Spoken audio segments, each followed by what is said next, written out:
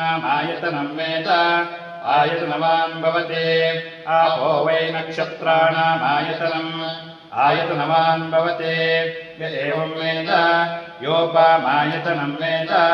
आयतनवान् भवति पर्जन्यो वा अपामायतनम्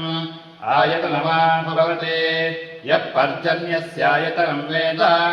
आयतनवान् भवति आपो वै पर्जन्यस्यायतनम् आयतनवान् भवति य एवं वेद योपामायतनं वेद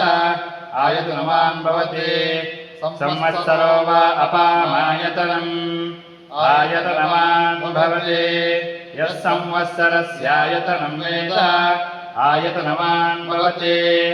आपो वै संवत्सरस्यायतनम् आयतनवान् भवति एवं वेद यो अप्सुनामतिष्ठितामेत प्रत्येव तिष्ठते ओम स्वस्ति स्वस्ति प्रजाभ्यं परिपालयन्तां ध्यायन्मार्गेणमीश विश्वब्राह्मणेभ्यो सोमस्तु नित्यं लोकाः समस्ताः सुखिनो भवन्तु समस्तमङ्गलानि भवन्तु आरोग्यसुखजन्यामृतवेशुसारणे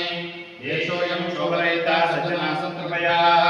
अपुत्राः पुत्रिणः सन्तु पुत्रिणः सन्तु पौत्रिणः अजनाः सज्ञाः सन्तु जीवन्तु शरदां शताम् आवाहनं न जानामि तवार्चनं पूजां च न जानामि क्षमस्व परमेश्वर गतं पापं गतं दुःखं गतं दारुणमेव च आगतासु पुण्यासदोषणात् मन्त्रहीनं क्रियाहीनं भक्तिहीनं सरेश्वर यत्पूयितं मया देव परिपूर्णं तदस्तु मे त्वमेव माता जगत् त्वं विद्यां द्रवणं त्वमेव सर्वं मदेव देव ಪ್ರಾರ್ಥನಾ ಕರಿಷ್ಯೆ ಸರಿ ಪ್ರಾರ್ಥನೆ ಮಾಡಿಕೊಳ್ಳು.